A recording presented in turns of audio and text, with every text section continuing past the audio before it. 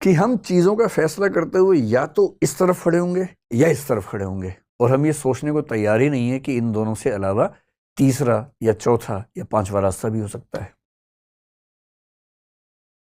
ये आदमी या तो अच्छा है या बुरा है, या ईमानदार है या चोर है, या वफादार है या बेवफा है। जबकि दुनिया में, रियलिटी में ऐसा कुछ नहीं होता है। एक ही आदमी ईमानदार भी होता है, चोर भी होता है। ऐसे कुछ लोग हैं जो ऑफिस के मामले में 100% ईमानदार होंगे, पारिवारिक मामले में चोर हो सकते हैं। परिवार में 100% ईमानदार हैं, ऑफिस में चोर एक नंबर के। ऐसे लोग होते हैं, बहुत होते हैं। हिंदी साहित्य में प्रेमचंद ने पहली बार यह समझाया हिंदी साहित्य को कि कोई कैरेक्टर सिर्फ अच्छा या बुरा नहीं होता है, अच्छा और बुरा होता है, और मामला केवल प्रपोर्शन का है। कोई 45% अच्छा है, 55 बुरा है, कोई 55 अच्छा है, 45 बुरा है, कोई 65-35 पे है, कोई 72-28 पे होगा, कोई 24-76 पे होगा। इसको हम बोलते हैं कॉन्टिन्यूम की अप्रोच। और कॉन्टिन्यूम का मतलब यह है कि जब आप फैसला करें, हमेशा किसी चरम पर ना रहें, किसी एक्सट्रीम पर ना रहें। मोदी जी अच्छे हैं, बहुत अच्छे हैं, बुरे हैं, एकदम बुरे हैं, ये ड्रामा नहीं करना है।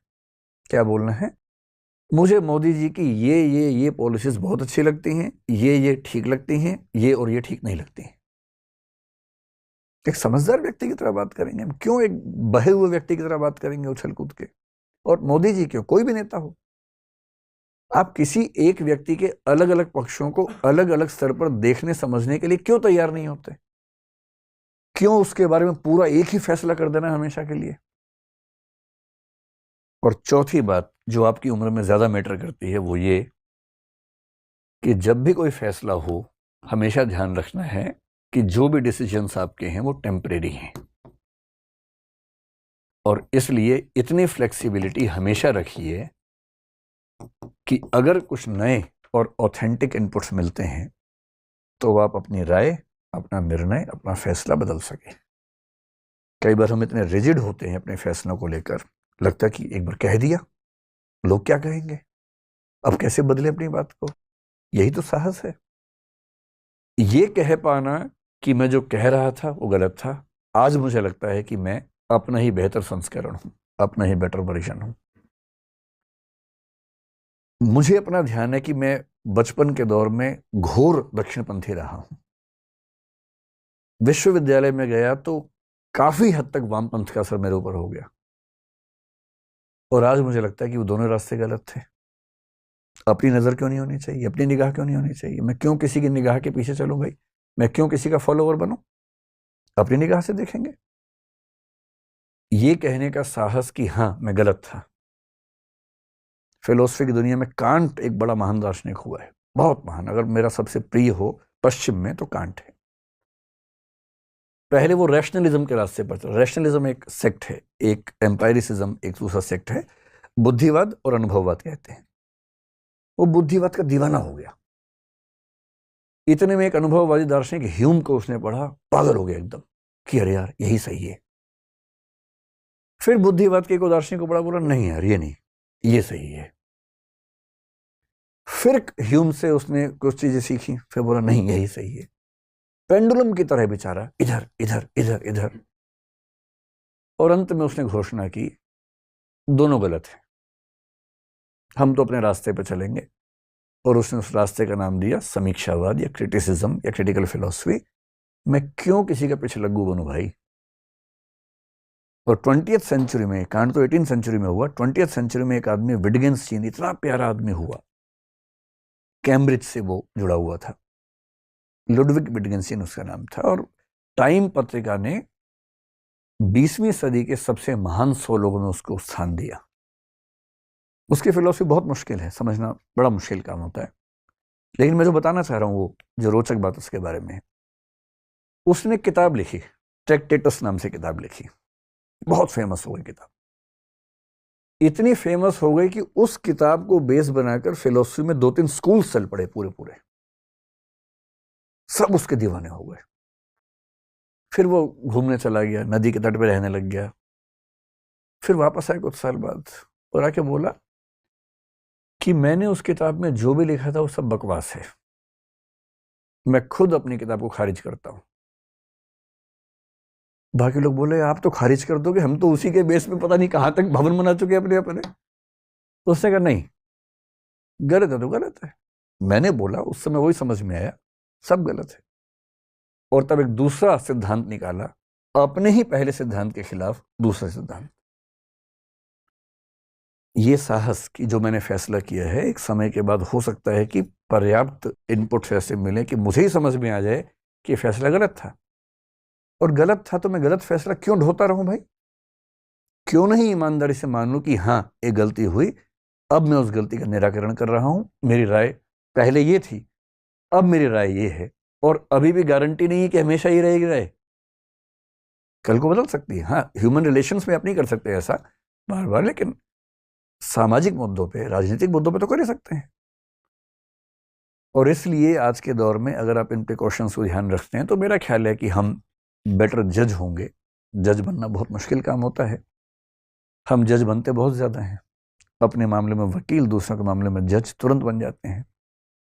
लेकिन जजमेंटल होना जज होना नहीं है, जजमेंटल हुए बिना ठीक फैसला करना जज होना है।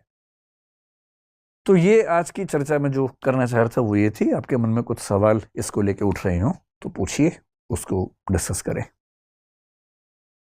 जी बताइए। हेलो सर, मेरा नाम शिवशंकर शुक्ला है। सर, कभी कभी क्या होता है कि हम एक ही अवसर पे निर्णय लेने पे लगे होते हैं और बहुत सारे अवसर सेम टाइम पे हमारे हाथ से निकल जाते हैं। सरल भाषा में बोलो ना कि कई ऑफर आए हुए एक साथ और एक को चुनना है। मतलब जैसे लाइफ से ही रिलेटेड मान लीजिए, सेम टाइम पे जैसे बीटेक करें या फिर मेडिकल में जाएं या फिर बीए करें या ऐसे, मतलब बहुत सारे वो अवसर हो। और मान लीजिए हम एक निर्णय ले रहे हों और दूसरे, मतलब मैं सही से एक्सप्लेन नहीं कर पा रहा हूँ सही से। मतलब आप कहना चाह रहे हैं कि कभी कभी जिंदगी में ऐसा मोमेंट है जहां बार बार चांस नहीं मिलेगा फैसला करने का, आज नहीं, ही जैसे फैसला मान करना है। लीजिए कि एक ही अवसर है, मतलब एक अवसर पे हम लगे हुए हैं एक ही निर्णय लेने में कि नहीं हम इसी पे सोचेंगे, और बहुत सारे और हमारे जो चांसेस हैं वो पीछे छूट गए। तो फिर इस एक साथ कैसे लेके चला जाए नहीं सब? नहीं, वो तो छूटेगा ही ना। बैठिए बैठिए, देखिए वो तो छूटेगा ही। एक अरस्तु का नाम सुना है आपने? उसने इससे बड़ी अच्छी बात की। उसने कहा कि जब हम पैदा होते हैं तो पोटेंशियलिटी बहुत होती है हमारे अंदर, एक्चुअलिटी कुछ भी नहीं होती है। यानी जैसे आप छोटा बच्चा है, क्या बनेगा? इंजीनियर बन सकता है, डॉक्टर बन सकता है, प्लेयर बन सकता है, कुछ भी बन सकता है, जो चाहे बने। एक्चुअल में कुछ भी नहीं बना है। धीरे धीरे वो जिंदगी के फैसले लेगा। जैसे मान लीजिए 10वीं क्लास के बाद उसने चुन लिया कि मैं ह्यूमैनिटीज पढ़ूंगा। अब ह्यूमैनिटीज पढ़ते ही अब वो डॉक्टर नहीं बन सकता, इंजीनियर नहीं बन सकता, साइंटिस्ट नहीं बन सकता, चार्टर्ड अकाउंटेंट नहीं बन सकता। अब वो हिस्टोरियन बन सकता है, पॉलिटिकल साइंटिस्ट बन सकता है, सोशियोलॉजिस्ट बन सकता है। जैसे जैसे जीवन में आप आगे बढ़ते हैं पोटेंशियलिटी कम होने लगती है और एक्चुअलिटी बढ़ने लगती है। और आगे चल के आप एक स्पेशलाइजेशन में चले जाते हैं, सुपर स्पेशलाइजेशन में जाते हैं, तो आपके पास एक दो ऑप्शन बचते हैं। ये तो जिंदगी का सामान्य नियम है ना आज के दौर में। करना ये है कि जब आप ऐसे जंक्शन पे खड़े हों, किसी मुहाने पे खड़े हैं जहां फैसला करना है, चौराहा है, फैसला केवल इसलिए मत कीजिए कि आपके समाज ने क्या कहा है, परिवार ने क्या कहा है, या दोस्तों ने क्या कहा है।